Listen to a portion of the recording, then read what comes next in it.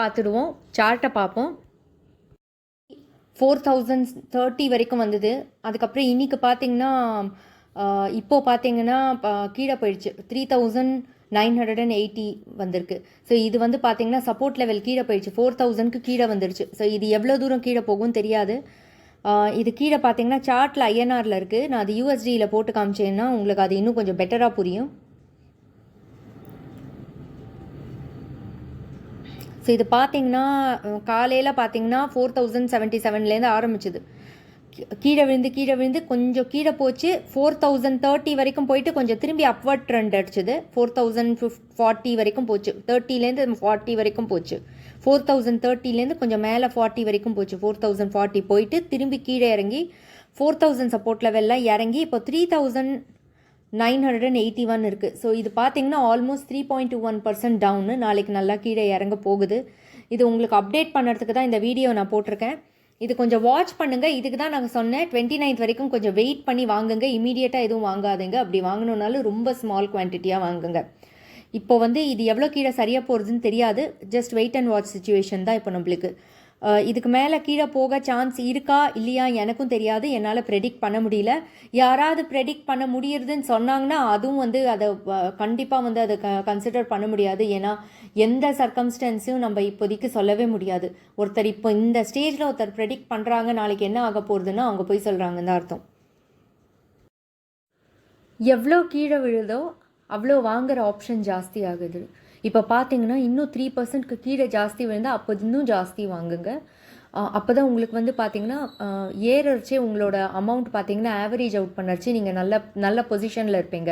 Position அப்படின்னு நான் சொல்கிறது உங்களுக்கு ஆவரேஜ் அமௌண்ட், உங்கள் கோல்டோட ஆவரேஜ் அமௌண்ட் பார்த்தீங்கன்னா அப்போது இருக்கிற அமௌண்ட்டோட கொஞ்சம் கீழேயே இருக்கும். நீங்கள் வந்து இன்னும் கம்மி ரேட்லேயே வாங்கின மாதிரி இருக்கும். ஸோ அதை கன்சிடர் பண்ணி இப்போ இருக்கிறது இப்போவும் நான் என்ன சொல்லுவேன்னா கொஞ்சம் வெயிட் பண்ணுங்கள், கொஞ்சம் வாங்குங்க அண்ட் வெயிட். ஏன்னா 4000 லெவல் கீழே போச்சுன்னா இன்னும் கீழே போக சான்ஸ் இருக்குது. நீங்கள் ஐடியலாக என்ன பண்ணணும்னா கீழே போகிறத வெயிட் பண்ணி பார்த்துட்டு கரெக்டாக மேலே ஏறுறதுக்கு முன்னாடி வாங்கணும். டைம் பண்ண முடியாது மார்க்கெட்டை, இதுவும் டைம் பண்ண முடியாது. அதனால தான் கொஞ்சமாக வாங்குங்கன்னு சொல்கிறேன். இன்னும் அடுத்த லெவல் கீழே எவ்வளோ விழுதுன்னு பார்ப்போம். எல்லாமே பையிங் ஆப்பர்ச்சுனிட்டி தான். இந்த பொசிஷனை கன்ஃபார்ம்டாக யூஸ் பண்ணிக்கோங்க. இதுக்கப்புறம் ஒரு ஃபால் வந்ததுனால யூட்டிலைஸ் பண்ணிக்கோங்க. ஏன்னா நம்மளால் இது எப்போ ஏறச்சே வந்து நம்ம பேனிக் ஆகிறோம். சில்வர் எப்படி ஏறித்தோ ஏறச்சே எல்லோரும் வாங்குகிறோம், கீழே இறங்கறச்சே ஒருத்தரும் வாங்க மாட்டேன்றோம். இந்த பொசிஷனை யூட்டிலைஸ் பண்ணி கொஞ்சம் கொஞ்சமாக இந்த இதில் சேவ் பண்ணுங்கள். இல்லைனா சேவிங் ஸ்கீம் மாதிரி போய் ஒரு 6 மாதம் இந்த மாதிரி டிப் வரைச்சே கொஞ்சம் கொஞ்சமாக சேர்த்து அது சேவிங் ஸ்கீமாக கூட, ஜுவல்லரியாக வேணும்னா சேவிங் ஸ்கீமாக கூட எடுக்கலாம்.